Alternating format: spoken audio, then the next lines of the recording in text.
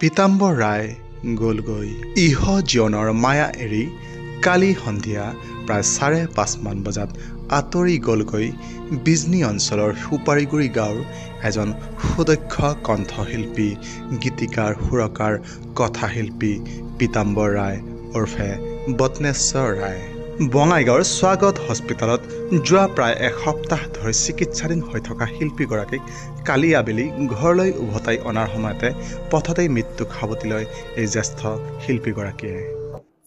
আজি মোৰ এজন বৰ ভাল বন্ধু পীতাম্বৰ ৰায় ইহ সংসাৰ ত্যাগ কৰিলে।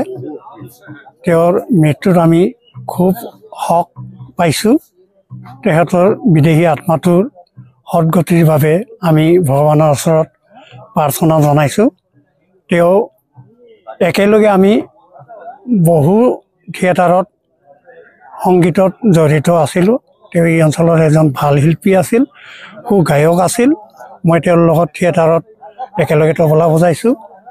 মোৰ সহযোগী বন্ধু এজন হেৰাই যোৱাত মই বহু দুখ পাইছোঁ আৰু এই অঞ্চলৰ লগতে অসমবাসীৰ বহু ক্ষতি হৈছে বুলি মই ভাবোঁ।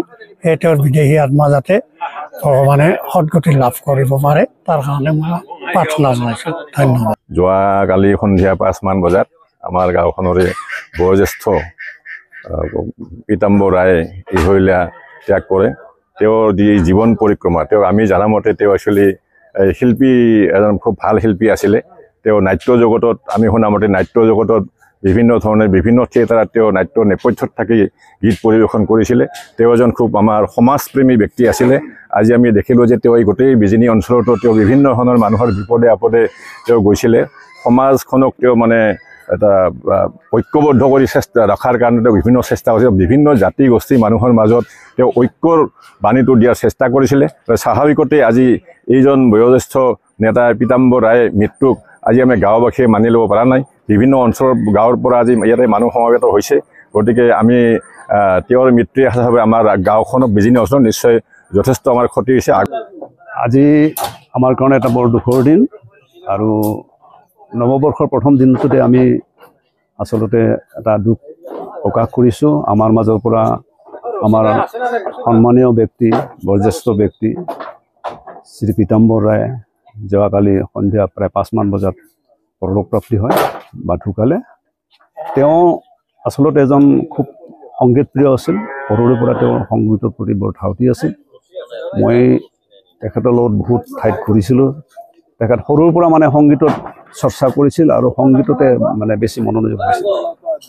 তেওঁ 70-80 দশকত বিভিন্ন ভ্ৰাম্যমাণ দলত তেওঁ নেপথ্য কণ্ঠশিল্পী হিচাপে নিয়োজিত হৈছিল আৰু তেওঁ নিজে একাধাৰে গীতিকাৰ, সুৰকাৰ আৰু সংগীত শিল্পীও আছিল।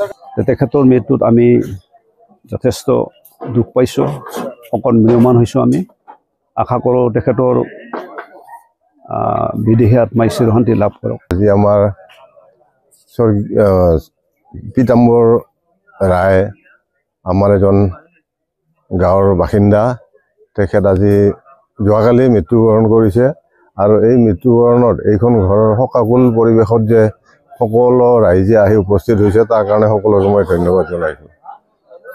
আজি স্বৰ্গীয় পীতাম্বৰ দা এটা সময়ত আমাৰ এজন বৰেণ্য শিল্পী আছিল, গায়ক আছিল, এজন সুপ্ৰসিদ্ধ গায়ক। তেখেতক মই লগ পাইছিলোঁ দুলীয়াজান ভাদৈ পাঁচালি বোলা ঠাইত। তেওঁলোকৰ নটৰাজ চিনে থিয়েটাৰ যি আছিল তাত তেওঁ গায়ক আৰু নেপথ্য শিল্পী হিচাপে আছিলে। মানুহজন বৰ ৰসিক আছিল আৰু কোনোদিন কাৰো লগত কাজিয়া পেচাল নকৰা বৰ অমায়িক ব্যক্তি আছিল। তেওঁ অসমবাসীৰ কাৰণে এটা অপূৰণীয় ক্ষতি, লগতে আমাৰ গাঁওবাসীৰ কাৰণেও। এনেকুৱা এজন মহান শিল্পী পটককৈ উঠি অহা টান। হয়, সংগীত চৰ্চাৰ নামতেই গোটেই জীৱন সমৰ্পণ কৰা এইগৰাকী ক্ষণজন্মা শিল্পী পীতাম্বৰ ৰায়ৰ মৃত্যু অকল বিজনী অঞ্চলৰ কাৰণেই নহয়, সমগ্ৰ অসমবাসীৰ কাৰণেই এক অপূৰণীয় ক্ষতি অসমৰ কেইবাখনো ভ্ৰাম্যমান থিয়েটাৰ বহুতো যাত্ৰা দল আৰু লগতে অসমৰ বহুতো সাংস্কৃতিক মঞ্চত নিজৰ কণ্ঠৰ যাদুৰে অসমৰ ৰাজ্যক মোহাচন্ন কৰি তোলা এইগৰাকী ক্ষণজন্মা শিল্পী পীতাম্বৰ ৰায়লৈ আমাৰ নিউজ টাইম 3 ফালৰ পৰাও যাচিলোঁ অশ্ৰুসিক্ত শ্ৰদ্ধাঞ্জলি তেখেত য'তেই আছে সুখত থাকক শান্তিত থাকক